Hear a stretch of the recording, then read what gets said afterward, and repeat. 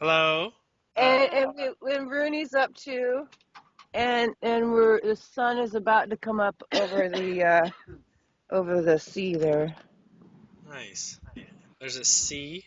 Or Where you it's the at? Mediterranean. Awesome. So anyway, that's the morning in the RVs. All right, so Helga had questions, and so we wanted to. You're not doing your sentence. We have to turn on you on the sound system.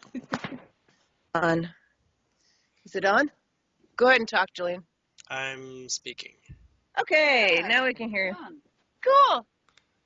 So am I like playing all around? You're not on surround sound. I'm sorry. Okay. This is the voice of Julien. But you are on Rooney's front speakers, which are not. They're for his music system. He's a drummer, so Cool. guitarist. And what else are you, Rooney? Hi, Julien. Good Hello. morning. How you doing? We're not awake yet, but doing very well. Oh, wonderful. We are all not awake. Okay, so I'm gonna let. Is there anything pressing on your head that that is coming to your mind, or do we want to just talk about messages for Helga? Yeah, For a little bit. nothing specific is pressing, but I'm in a comfortable place, so we should have a pretty good time. Okay. Can you understand? So Helga's from Iceland, Cool. and she's was a ski instructor her whole life. She grew up actually working on a ski school, and then she had in the off season, jobs of every kind. She was a housewife. 2 kids? 3 kids. 3 kids, Mhm. and 3 younger brothers. 4 younger. 4 younger brothers that she really took care of a lot, and they Mhm. take care of her now in Iceland. Yeah. She's looking for ways to work with her dyslexia, Mhm. and she's extremely creative. She is like she's the representation of the inner child, inner self, Oh. in a way, with us, because she's always wide-eyed, curious, and then she's got the whole RV is chock full of art supplies, painting, knitting. She knits. She makes the sweaters like that she has on there. Nice. Very Yeah. cool. So she was wondering about thoughts about where she's from, her background, DNA lineage, guides, maybe a little bit on what her mission is up to and how she can unleash her creativity and help Sure, people. sure. I don't know.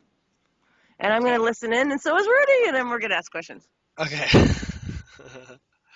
So, So everyone's awake enough after some Yep. coffee or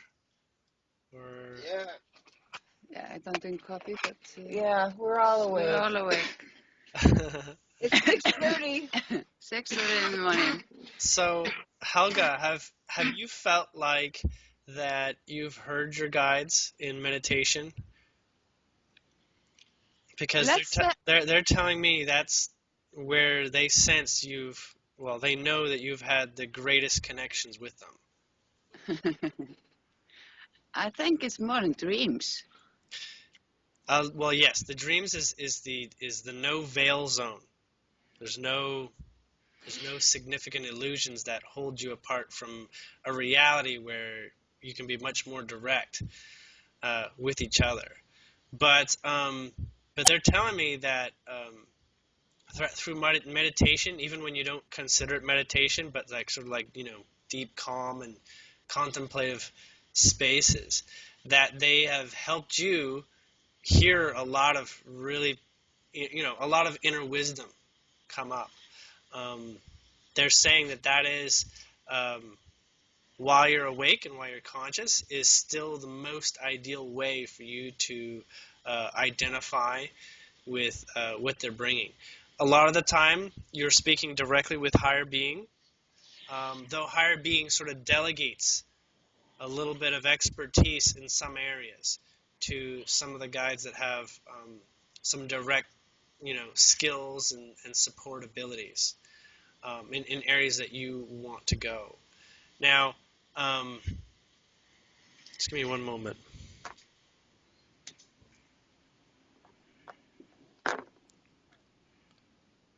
I dumped yours. You already smoked it.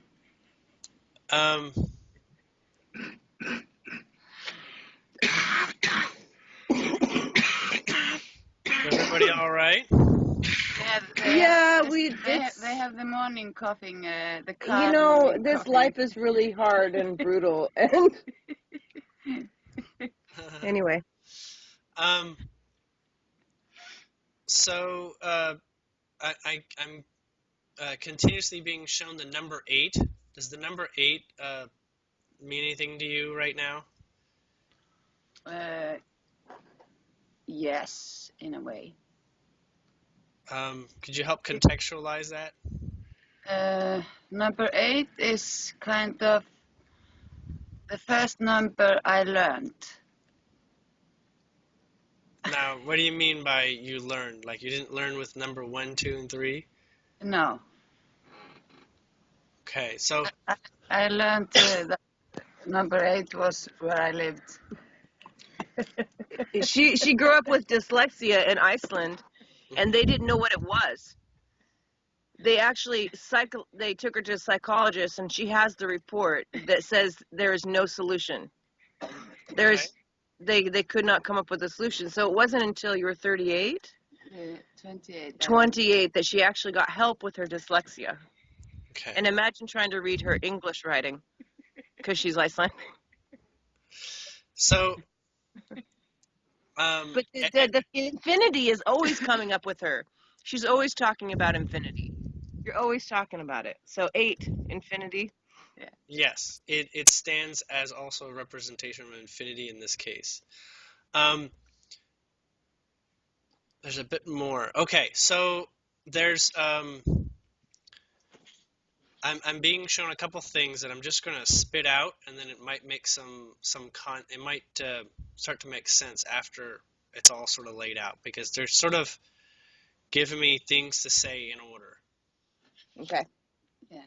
So I'm being shown 8 as 2, 2, 2, and 2, and then each of those 2 makes up 4. So like 2 pairs are coming together, so you end up with 4, and then those 4 are equaling 2, and then equaling 1. So it's like a when you have like a competition and you've got brackets where they're competing, and then they isolate down to like just 1, right? So it starts with 8 and how it bridges down to 1, and it's sort of like a pyramid shape, direction. The second symbol I'm getting is an airplane, very, very strongly an airplane. The third that I'm getting is a bright sort of flare of light, like a firework. Very much like a firework or a burst or something like that. Not an explosion exactly, but a burst of light. And then the third one I'm getting is equals, like the equals in the equation. 1 + 1 equals something like this. Oh, so I'm gonna find a way to write that down. So it's the 8 broken down in a pyramid to 2s, a burst of light, like fireworks, which is, and like the sprinkle lights. Yeah. And equals something. And equals, and airplane is the second one. Oh, airplane. So there's 3 things? 4. Where's the burst of light? Oh, there's 4. Okay. 4. It's 8 in the shape of creating a pyramid, airplane, burst of light, and the equals. There's one more to give slightly less context. It's going to stand out a little bit after the first 4 are brought together, and that is sunrise. So the 5th would be sunrise.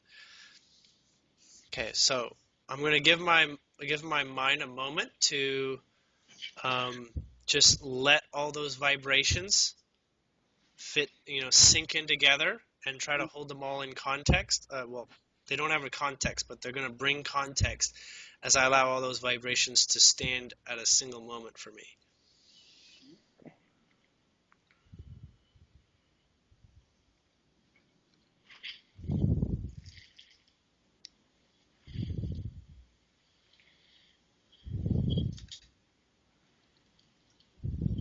Okay, so this is actually kind of big. So what they're letting me know is what your main motivational soul contract is. We can call it your main motivation. What's driving you without you quite knowing it, and they're sharing with bringing these messages to you in terms of day by day synchronicity, just things working out, feeling right, these sort of like little discoveries that you make, that sort of take it a little bit further. So what they're referring to here is a little hard to describe, so I'm going to take my time with it. There's a structure that you stand on. We call it the number 8. You're basically at the top of the pyramid of a pyramid, but it's not a 4-sided pyramid. It's like strange 8 triangles that come together instead of just 4 like a pyramid does, except that each side it looks a lot like a pyramid. It just has another slightly, like each face of a pyramid slightly bent out a little bit to make it 8 actual sides. But it's really like 4 sides. Like so the top is a little smaller? No, it's think of a pyramid and then think each side is sort of bent outwards a little bit. Okay. Okay? Okay. So it's mostly the shape of the square. But so there's 4 sharp angles and 4, not so sharp angles. Okay? Okay, it's almost a square. Okay, so it's like it's not quite a square. It's hard to visualize, I know, but what this is actually standing out, and this leads to, and this is related to your dyslexia, because if it was just a pyramid, then you'd be living in a regular 3-dimensional way of understanding things. But in fact, you don't live in a 3-dimensional way of living things. You actually are living there. Yeah, that's a cool diagram, but it's not actually like a star. It is a little bit. You're living in 2 realities at the same time, where one is actually another physical dimension. This other physical dimension, it's as if you have another life that's going on, and this other life is like affecting this life. This life is more dense, it's stronger, it's more real, it's more repeatable. But this other life, it's as if you've got like a twin that's living in a slightly less physical, dense world. And this twin is exactly like you, and you're both living and you're learning from each side, and one's helping the other back and forth. So it's a slightly subtler realm, but it's not like a spirit. It's still physical. And I don't mean dreams. I mean another dimension of you, okay? And what you're doing is you're existing as an in-between. You're existing as an example of both worlds coming closer and closer and closer to being a shared reality. So the other you and you are coming to a point where you're coming together. Specifically, the airplane is describing that you're moving in direction symbolic of an airplane, which is you're moving very fast, and it's in the direction of expression of freedom. So there's a lot of in the direction that everything feels free, that you're that you're opening up, that you feel liberated, you feel open to do and to discover as you wish. The symbolism of the airplane is carrying you, not just you, but it's carrying other passengers through this journey. So you're not doing it just as the pilot. You've got passengers that come along with you. and your sphere of influence plays around 20 to 30 individuals. And so they are coming through this journey to some degree. They may have actually no idea what's going on, but between you and this other parallel you're actually sharing the co-pilot and the pilot position. Okay, so it is a bit complicated, but I'm going to keep going. So what this is moving towards is a very, very important unity point. This unity point is considered what that flash of light was. And that flash of light is a fully seeing yourself. It's a fully recognizing you as broader, as more, as beyond just the physical body. However, you don't leave the physical body. You just get access so that now you have this kind of energy. Your doubts are completely wiped. There are no doubts. You're basically I don't want to say like a super confident person, but you become super grounded in your knowing, and you're very unshakable in that place, because you actually see how you're connected to lots of things that you don't see. So you become very, very pronounced in your connection to the unseen, as that is real, because what's happening is this other part of you is closer to the unreal. When that merge occurs, you're going to have vast amounts of access to what the five senses don't typically experience, and you're going to rapidly, through sixth sense, you're going to rapidly see exactly how it all fits. You're going to see how your five senses are overlapping into the broader information, and how that connects to a broader information. Now, this doesn't happen without seeking your internal freedom, without seeking your internal liberation. You're doing this already. This is all, I'm getting that this is pretty fast, actually. Mm-hmm. Despite, having a lifetime, at this current time, it is a very high pace. You're moving at like Mach 1 speed or something. When you get to Mach 3, you're breaking the sound barrier 3 times as fast, and what have you. The part that is getting a little bit gets a little bit more complicated is the equal sign, because it's hard to put into context, but the basics of it is that you literally stand in an awareness of knowing everyone is the same person, that everyone is fundamentally equal, that there is no, this idea of exchange between us is just like, looking at your own body and looking at, oh, I didn't notice I had, a blemish there or something. You're just looking at your body, right? So everything is of an equal vibration when you realize that everything is of equal, and everything immediately will move to your vibration, right? So no matter what there is going on out there, that's, crazy politics, what have you, or, strange world, people upset, war, Illuminati or whatever, immediately everything moves to where you are. And so as you're elevating yourself and you're discovering yourself, the process that you're actually, everybody comes with you, because there's going to be a moment. I don't know exactly how it comes into being, but it is probably unforeseen. I'm getting, you will not know it till like maybe 2 hours before it happens, right? You might sense something's up.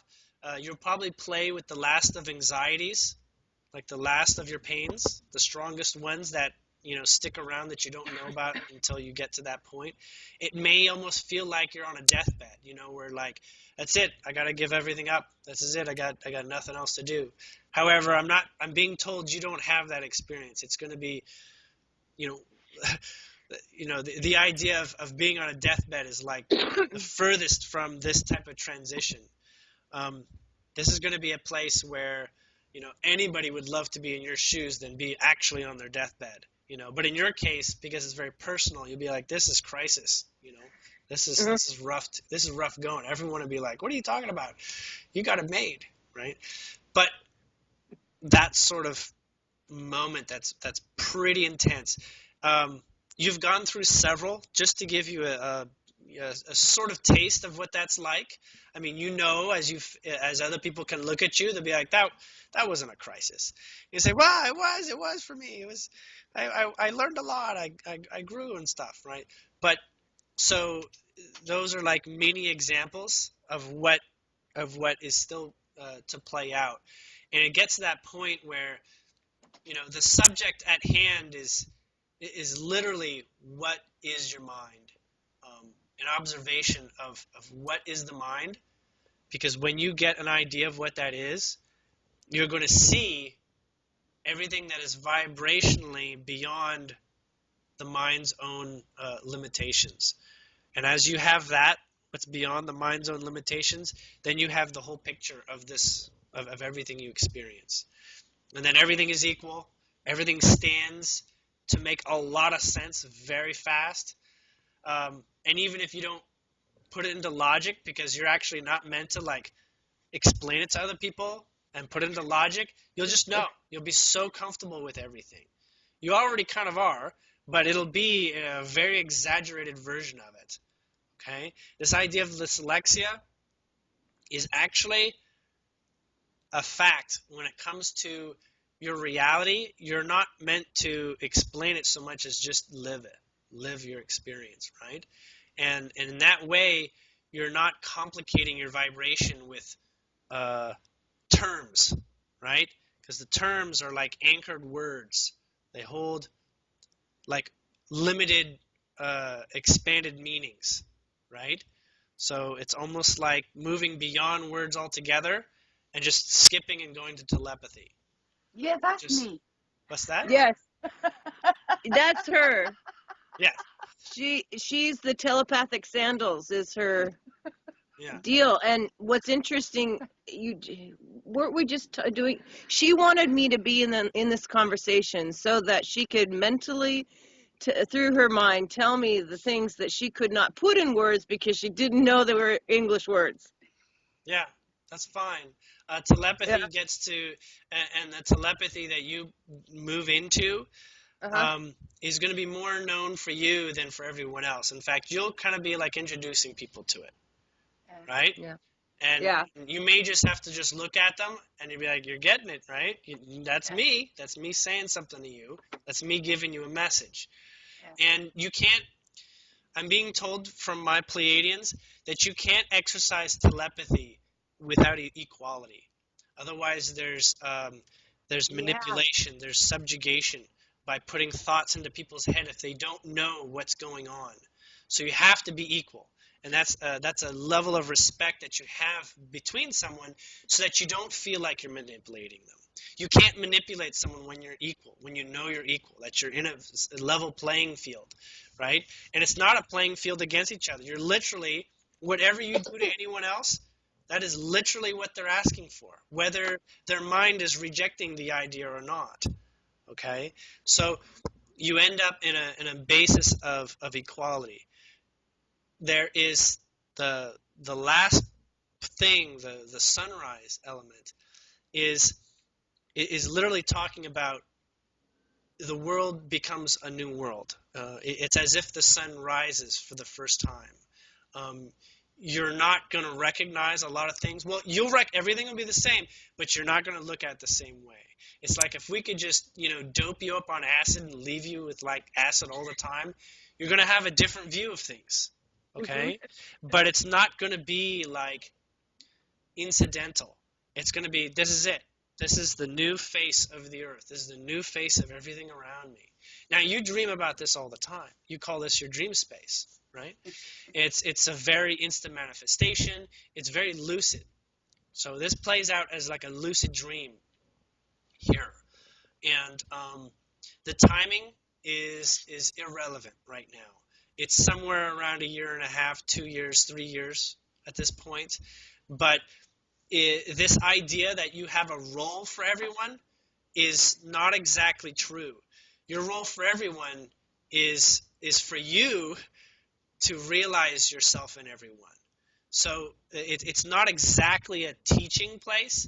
It's a vibrating place, and you do stand at the very arrowhead of the change of the world. We'll talk like people that are at the head of the class or something like that.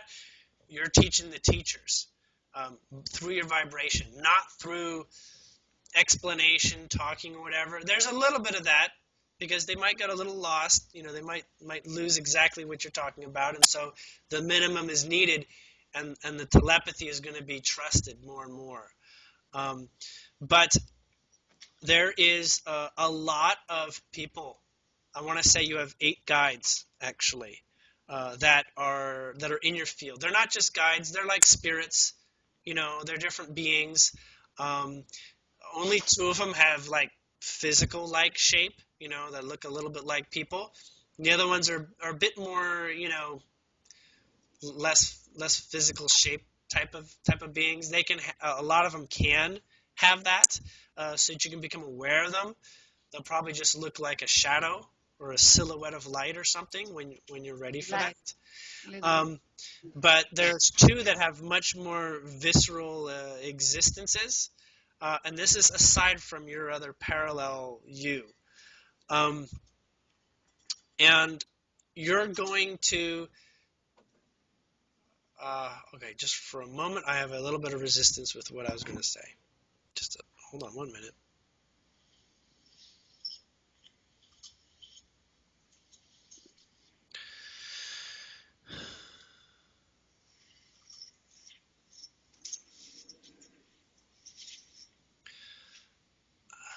You're going to be one of the first people contacted by other races off planet.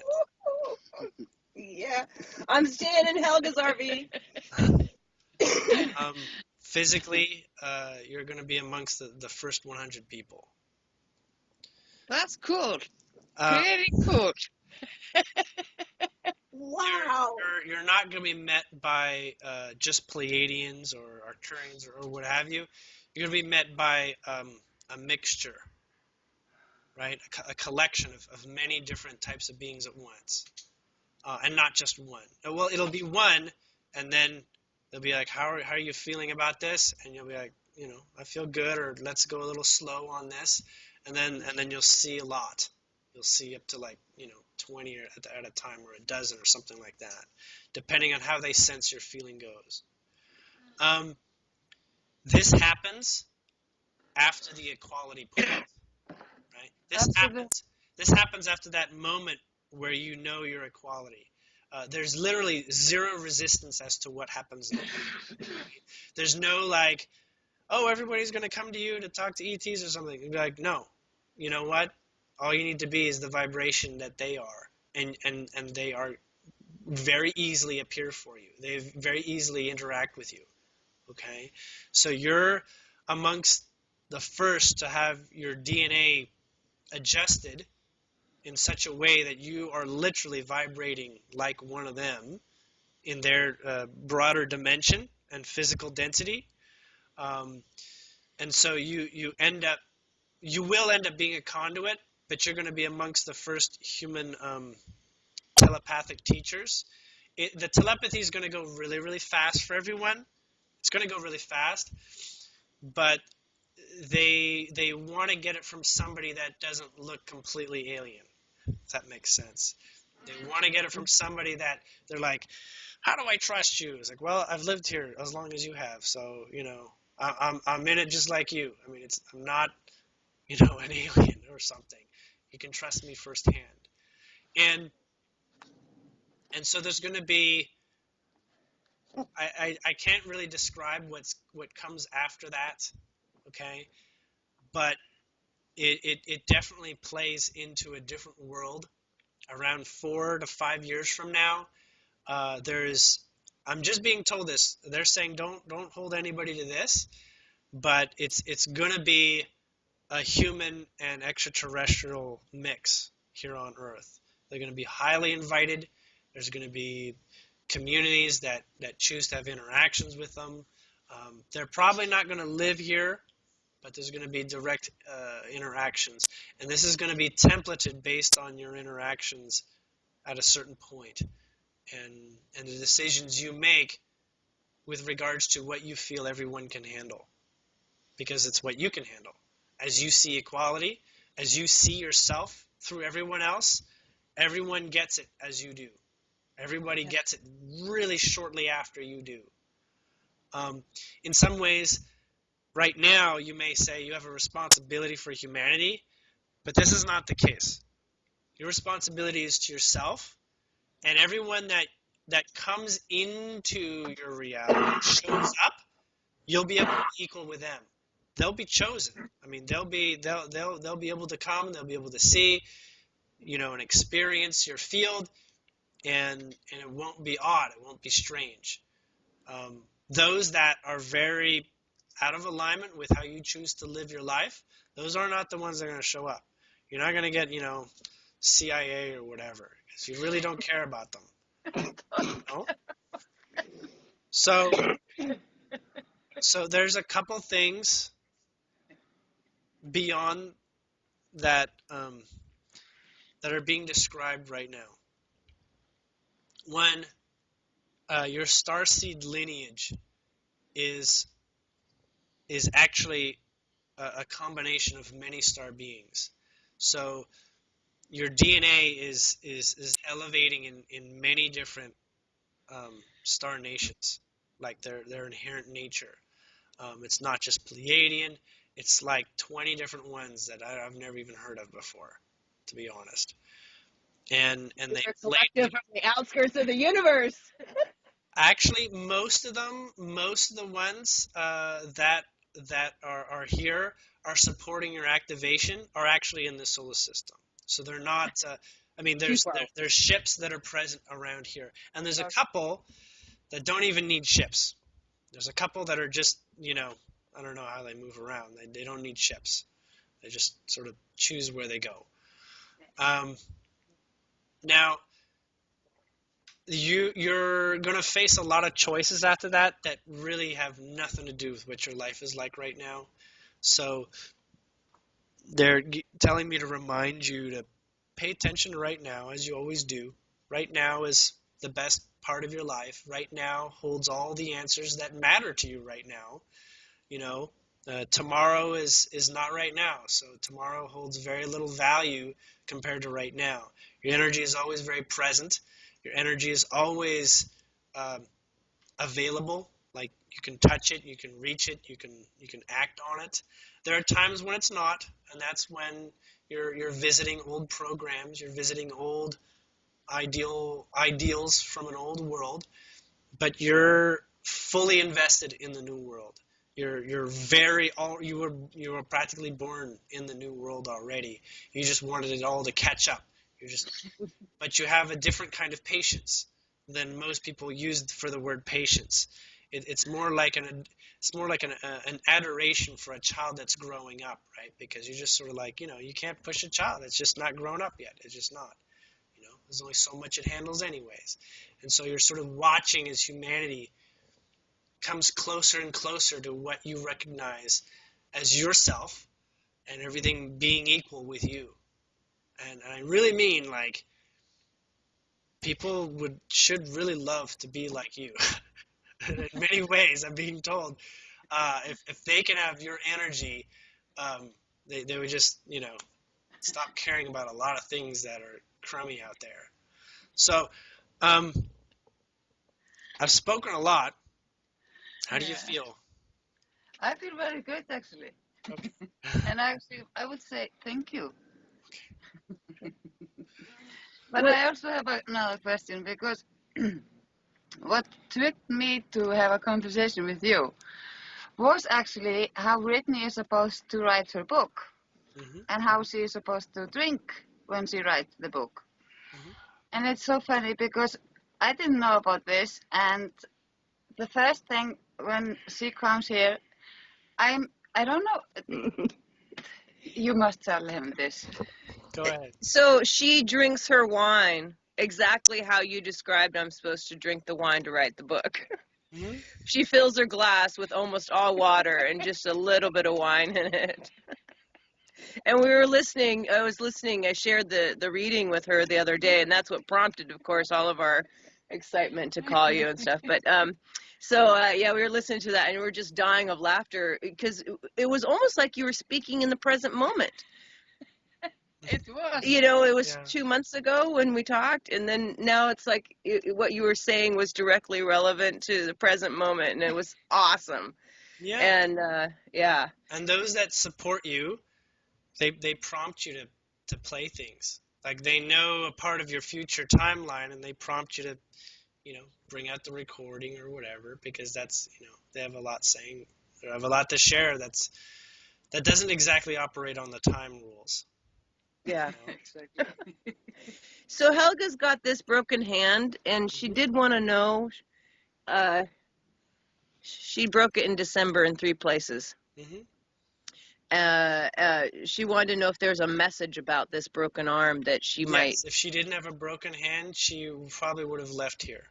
She would have floated away in a ball of light and not been that interested in what's going on. In fact, it happened right when she was thinking about that, I'm being told.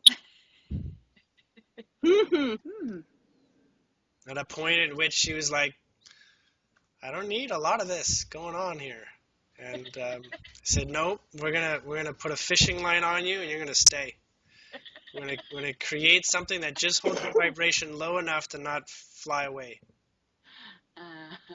Is that what happened with everybody this past year? Do you No, know how many people have broken hands and arms?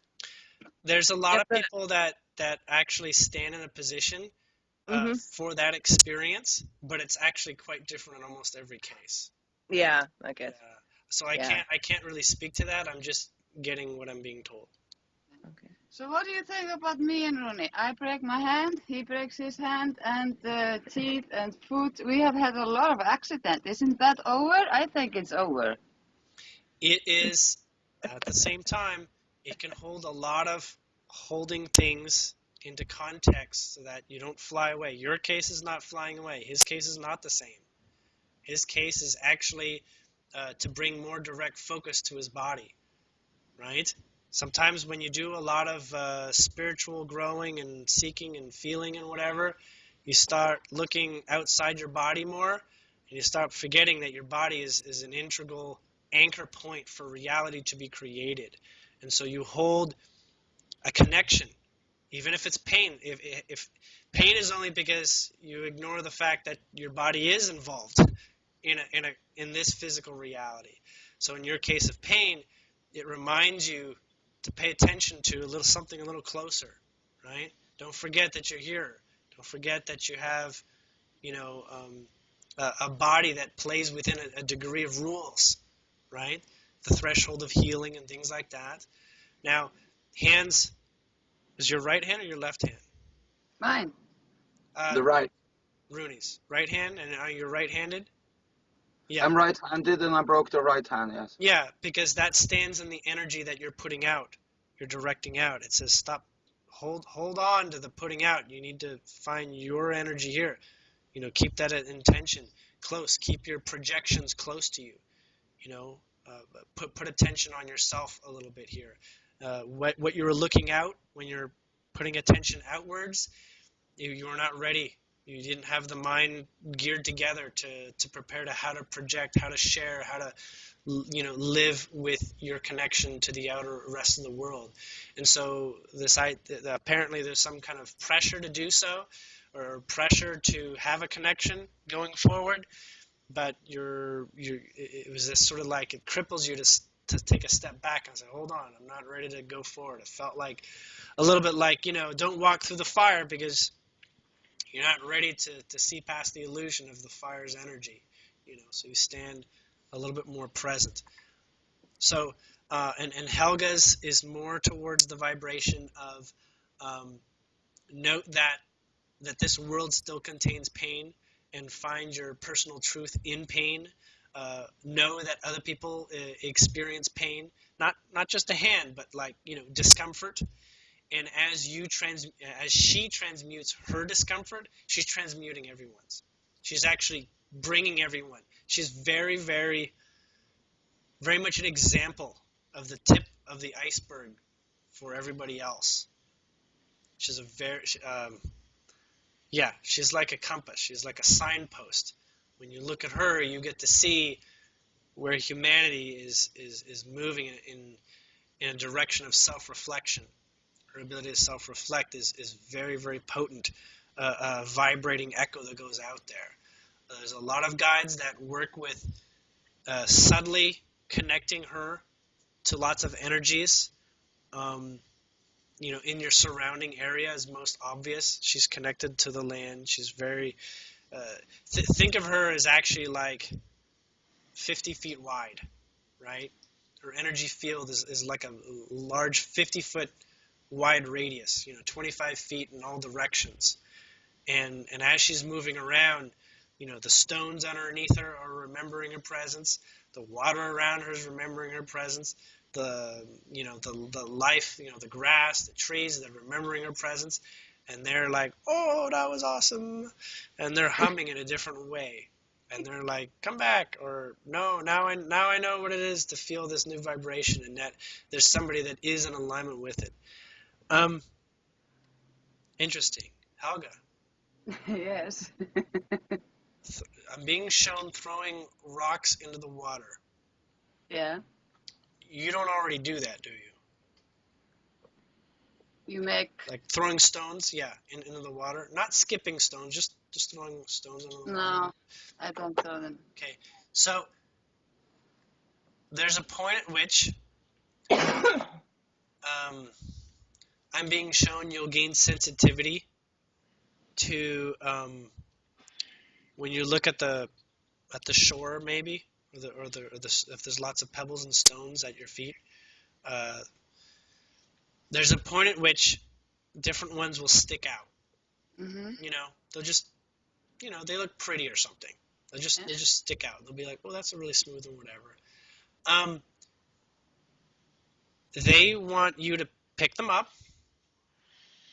and just you touching it, they get a download. They get connected to your energy, and then they want you to throw them into the water eventually. And then the water will get polluted by your energy. Be polluted by your nature, and the water will, as it goes, it goes out and it dissolves. Ooh.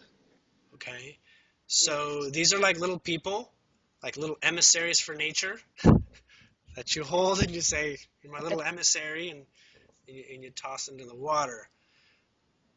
It doesn't make a lot of sense, but in some ways, well, I can see it, okay, actually. to you it should make sense because it is your thing,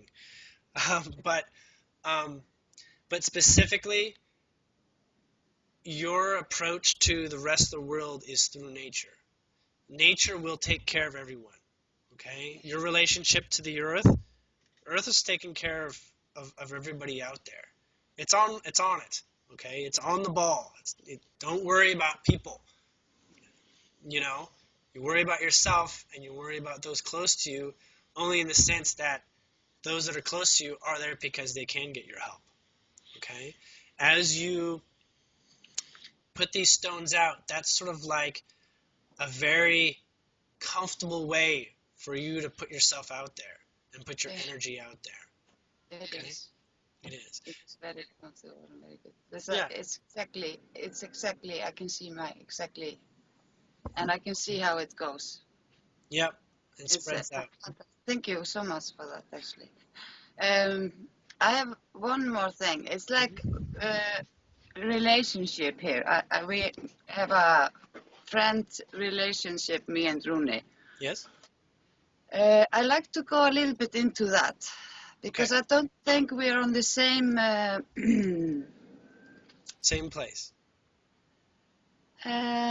We are at the same place, actually, but it's like we're not speaking exactly the same language. Mm-hmm. The words themselves, literally, one word can mean something energetically to different people. Okay? So a really weird example is I'll say car, and Rune thinks, a Volkswagen bus, and I think of a Ferrari, and you think of, something else, okay? But they're not the same car. There's not the same image conjured because our idea of car is suitable to how we use the word, Okay. So every time a word is used, although, you look at a dictionary and everybody should know the definition of all the words, and everybody's pretty much, 95% in agreement with, when to use it and all this sort of thing. Where you're standing right now is a higher contrast to let you know that words are not a bigger player, that words are becoming less valuable more and more. Okay, so where you stand is literally just feeling. It's almost like there's not much. You can talk more with your eyes and more with your body language than you need to with your words, because what's happening here is that language is being recreated in your space. The words themselves, no matter what language it is, it's changing. There's words that have actually had some crummy programs associated with them, right? Like currently, you're aware I can say shit, right? And that is, in some ways it's a bad word. In some ways, the word doesn't mean so much because it's overused as a bad word, right? Yeah. But to like a child, hearing their mother say that for the first time, it has a lot of meaning.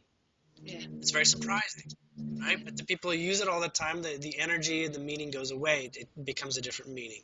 So vocabulary and language, you're going to find that it's going to get in your way. And it always has, because you don't really care that much about it. You actually care a lot more about the subtleties and feeling what people are meaning. In fact, sometimes them talking a bit too much, you want to slow down their talking. Like, stop trying to explain yourself. Just let's hold hands and I'll feel a little better, or just do what you're going to do, and I'll be more observant. You're trying to give me a message, but you just be you, and I'll be more observant in my way and feel what's going on, and I'll get a better understanding of where you're coming from. Like, I have no problems with what you're doing, what you're talking about. Just do your thing, and I'll be in a more receptive state because you are more receptive. The words actually get a little bit in the way because you speak to the underlying energy. The little details, they get in the way of great progress. Okay, with regards to this idea that words are necessary in a relationship so that you can be on the same page. Okay, there's this idea where like, I thought you were going to do this, and like, oh shoot, whatever, and I thought you said this, and oh sorry, and communication or not knowing exactly why I said a word. You have an idea of why I said the word. I have a different idea of why I said a word, and in the end, you get an experience where you're completely like, what? How did we miss this? How did this get so discombobulated? Why are we so not on the same page, right? But that's because everyone is themselves. Everyone ultimately is just vibrating themselves. And every day, people are growing. Every day, especially in people in your field, they're discovering themselves. So, what somebody did yesterday, may not, how they took their tea yesterday may not be the day, how they're taking their tea today. And you'd be like, what's up? And part of that, of not saying, this is how I take my tea, is because sometimes saying, this is how I take my tea means, well, now you got to have your tea that way. When in fact, tomorrow, it's not true. You rather have a different tea, and you've changed your mind. So without using words, you're not grounding so much expectations. Does that make sense? It's much more free form. It's much more, what are you doing? What do you want right now? How do you feel right now? Can I help you from where I am and where you are right now? Do you want help?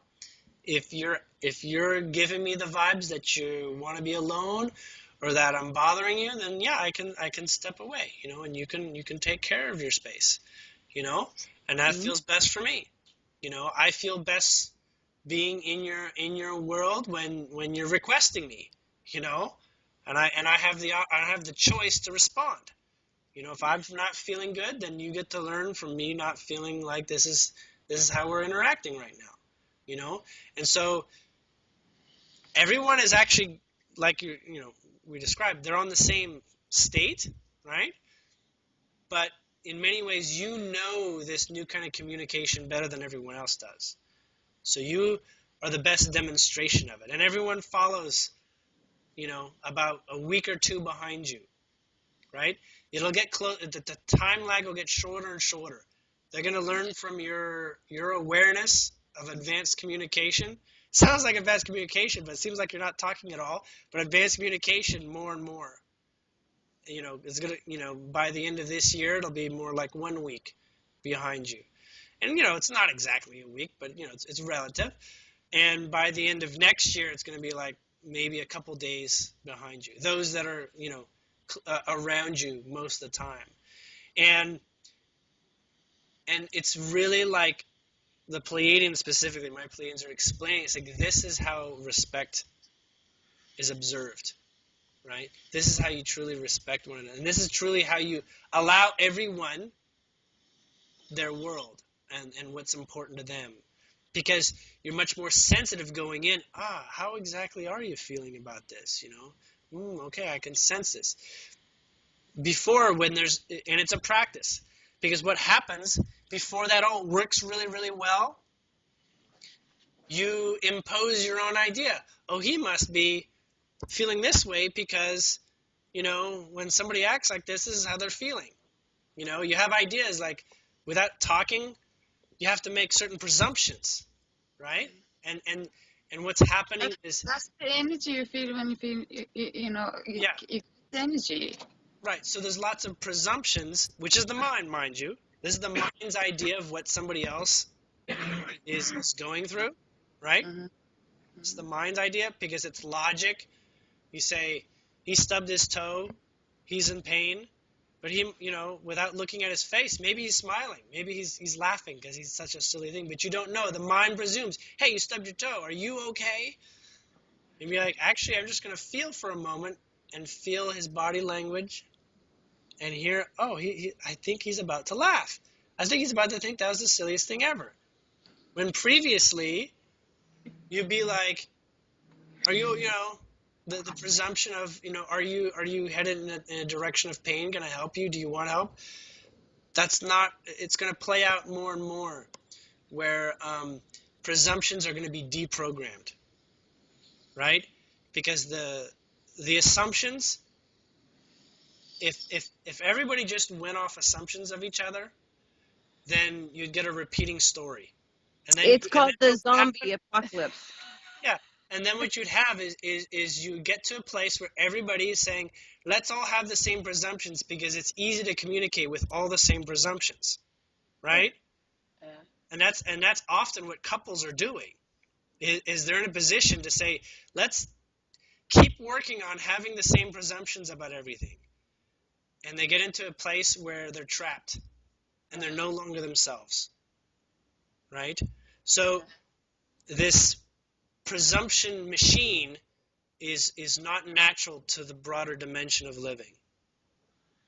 It's more trusting this moment. Forget how he reacted yesterday.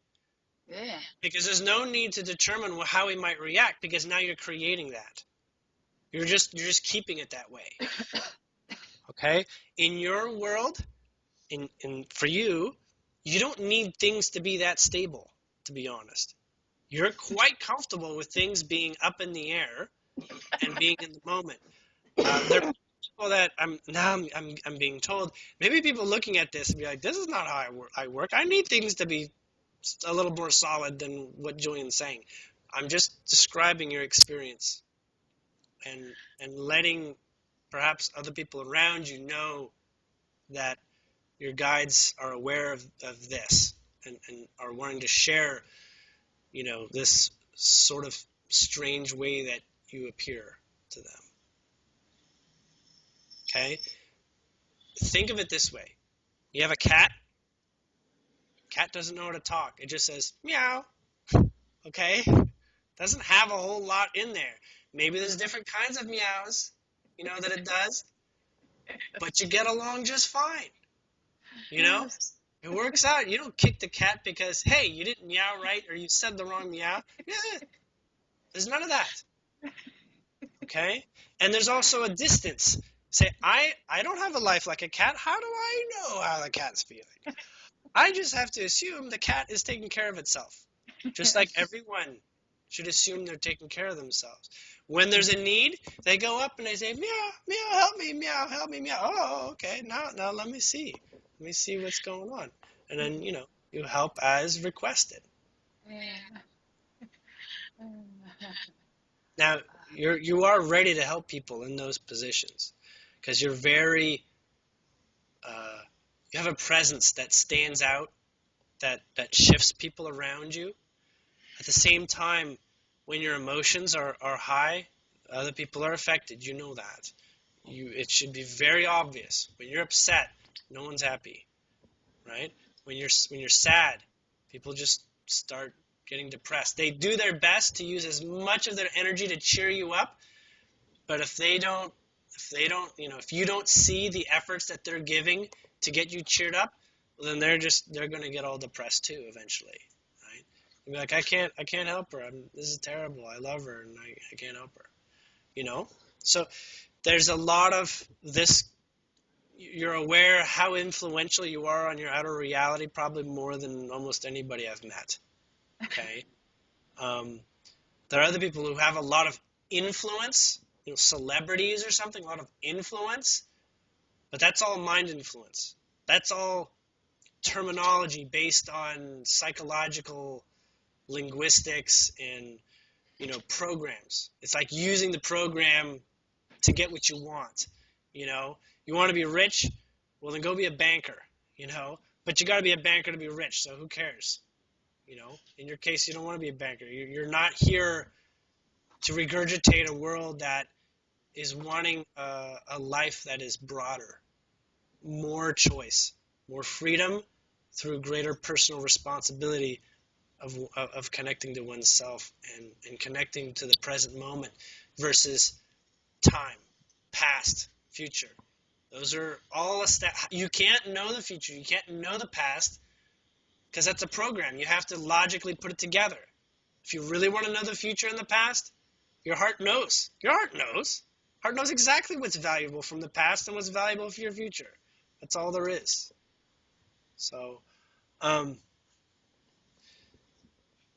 I've been babbling for a while. We like your babbling, though. It's actually tied together a lot of stuff that we've been talking about because we really want to, when we leave this parking lot, it's been a month we've been here, and there's some kind of energy. I don't know if you can pick it up about this Torox area, but it's an energy vortex. Yes. But we've been putting together since everything we learned last year. How do we, when we leave here, have a safe place for our inner child to be? So that we have Follow this her. strength. Listen to her. Huh? That's it. Yeah. She knows it. You know it. You listen to her, or you ask. You ask her. Say, what do you think my inner child is saying right now? Of like, what's the best way to be here? She'll be like, oh, I know. This is how you be happy about this. This is what you do. Isn't it clear to you? And then you're like, yeah, it is kind of clear to me. Right? She's my muse to help me get an inner child, my inner child back. Yeah. So you just told me how I could work with her. I appreciate that. That's the fastest way. Ultimately, it's still your responsibility to discover your inner child. You can't be like, tell me what to do. It's gonna get old real fast, right? She's just gonna show you with her smile what it feels like, and you're like, yeah, okay. Now you connect with the feeling. Now you have lots of memories from when you're a child. Maybe some not so good, maybe some great. Those yield a lot of magnetic power. If you can remember them from your childhood, very magnetic power. Okay, so you can do a couple contemplations, meditations, memory. Just go back and recall it in a nice quiet place, and really flesh out these memories. Go back and remember a lot from a childhood experience. I have them. I'm so lucky. My stepfather gave me all these movies since I was a kid. Yeah. I can see me happy. It's so beautiful. So, yeah, you can have memories that that connect you to the state of mind as a child. So Whitney, you can do that too in your own child. Mm-hmm. You know, in your case, there's a couple with nature. Did you have horses? Yeah, Yeah. I grew up a lot with horses. Yeah, so some of them are related to horses, memories with horses, the vibration Uh-huh. of being with a horse and that sort of thing. And you'd be Okay. like, and then you just recall it, and then your brain will transform to being a little bit like that. And then you just be like, imagine you just had that experience.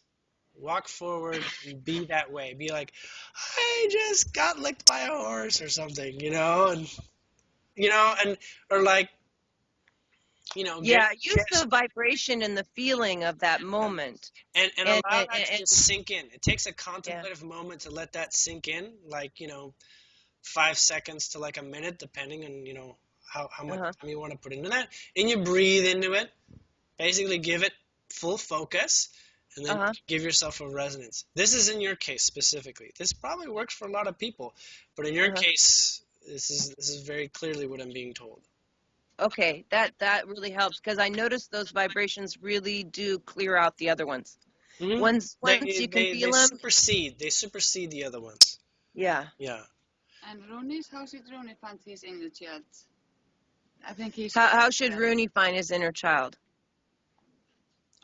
His is going to be through sound, vibrations of sound, very specific things like chimes and wooden flutes. Those two things in particular are going to shift your brain mental vibration. So do you have chimes or little cymbals or something like that, or little bells? I have everything you can imagine with Okay. percussion and instruments. Okay. So also that, yes. Chimes, wooden flute. I'm getting sort of like that Native American wooden, flute sort of sound. Oh, That's very like organic wind, sort of wind chime type of thing. And small chimes like in India they have these little cymbal like sort of thing, or like in Africa where they got the little clicky middle chimes specifically. Those two are very, very quick vibrational calibrators for you. But a lot of yours is going to work on the frame of sound. You have memories associated with sound. You call them songs you love, right? Or tunes you love. Yeah. You could also try singing songs from like kindergarten and children sing from where you grew up, right? Just sing it, the wheels. I do actually. Yeah. So like the wheels in the bus go round and round. You're like, adults don't sing this on one part of your brain. This is a song that is for kids. So wait a second. Actually, no. I can move to that vibration whenever I choose. I have access to being a child. No one around me needs to judge me because being a child is far better than being an adult in many cases. Exactly. Lot better. Who doesn't want to get younger? What did you think about my Mr. and Mrs. Claus? Well, Yeah, go smile. it's It may not be their multidimensional selves, but I think a little bit. There is the vibration there that holds a lot of creativity. The creativity that they are, you guys match it, or maybe even supersede it. But the reason why I'm taking a moment is because I connected to the spirit of the actual Santa Claus at one point on 2 occasions.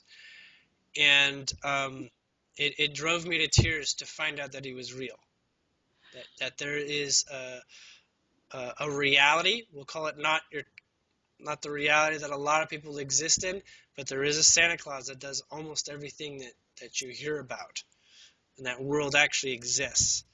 And it's the adults, for the most part, that actually keep that reality from being close to us. It's like fairies. They're real, but there's a degree of saying they're not real that prevents them from being here. If you recall the story of Peter Pan, when you say, I don't believe in fairies, somewhere a fairy out there dies. And what you have to do is you have to clap, bring joyful energy to bring it back to life. So fairies exist vibrationally in our world based on our relationship to them. Same with the real Santa Claus. I mean, he's a real flesh and blood person. Just like for you, the President of the United States is real because you've seen pictures of him, but you haven't seen him in person. So is he a real person? He's only real because everyone around you believes he's real, and you're okay with everyone else believing they're real. Most people are not okay with believing that Santa Claus exists, so most people are not going to experience him. Does that make sense?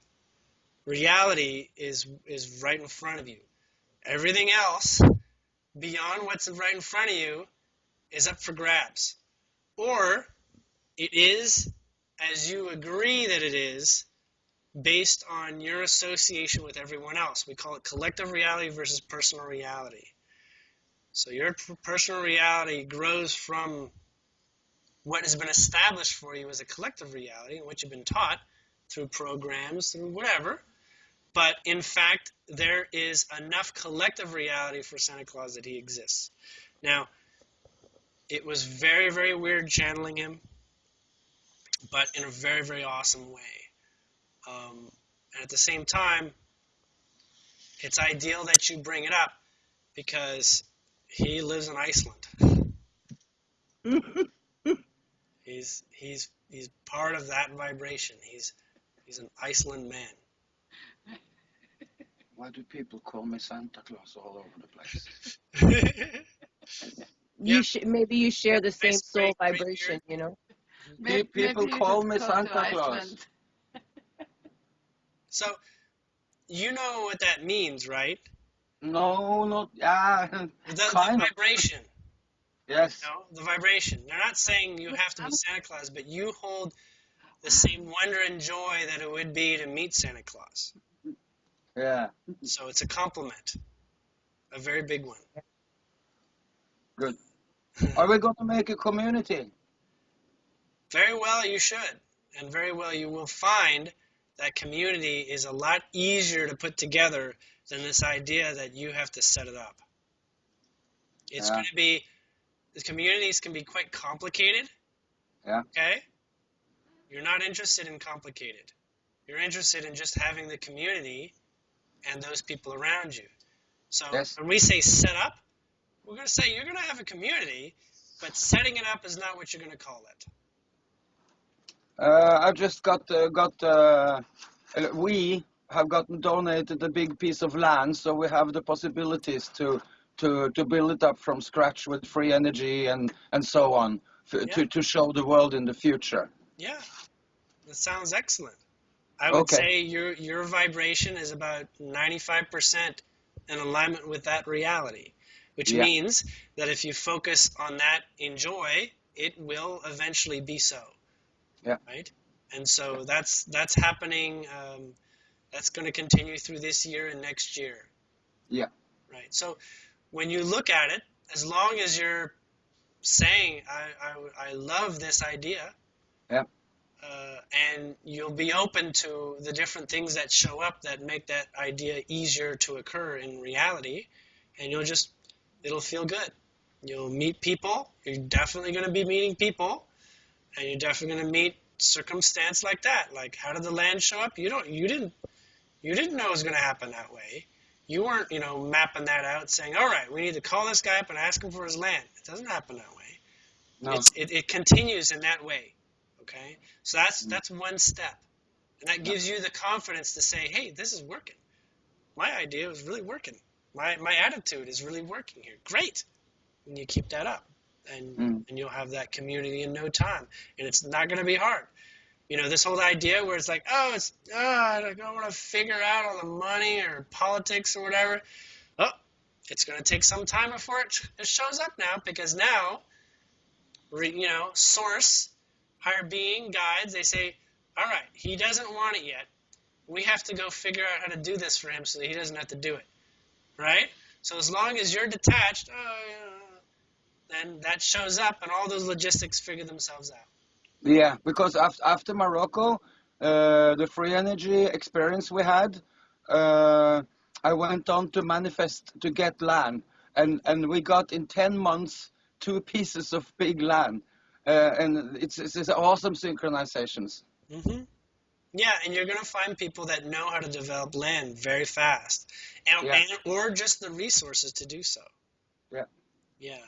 You know that there's a lot of people who do vibrate similarly to you do, yeah, and want this kind of experience. And maybe you see this video right now, you're just saying this, it can connect and say, oh my God, I'm ready to do it.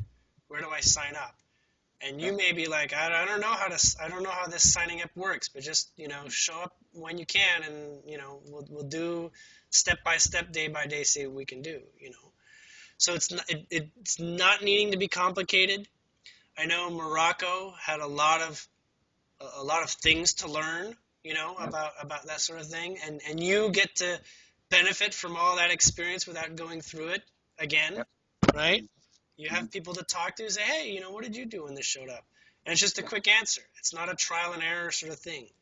For you, it's meant to be a lot easier than, and a lot of communities too. They will reflect on how these things play out, and and everybody will get to do this all over the place.